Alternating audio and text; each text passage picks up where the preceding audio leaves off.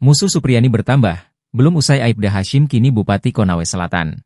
Proses perdamaian yang dimediasi Bupati Konawe Selatan kepada Guru Supriyani dan Aibda Hashim berbuntut panjang.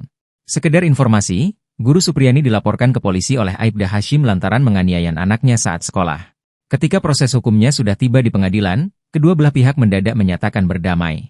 Adalah Surunudin Dangga selaku Bupati Konawe Selatan yang menjadi mediator kedua belah pihak. Akan tetapi, masalah justru bertambah pelik, terkhusus untuk Supriyani.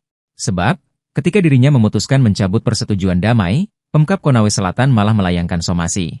Somasi pencemaran nama baik itu tertuang dalam surat yang dikeluarkan Kabak Hukum Sekretariat Daerah Konawe Selatan, Suhardin, Rabu, 6 November 2024.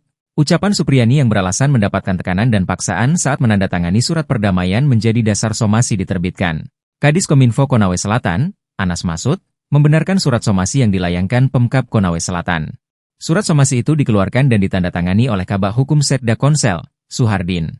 Somasi ini dilakukan guna memastikan bahwa mediasi yang difasilitasi Surunudin tidak ada unsur pemaksaan, tekanan ataupun intimidasi. Ia mengatakan perdamaian adalah niat baik dari Bupati. Juga meluruskan beberapa pemberitaan di media yang memframing Pak Bupati dalam proses mediasi, dilakukan dengan intimidasi, tekanan dan paksaan, imbuhnya.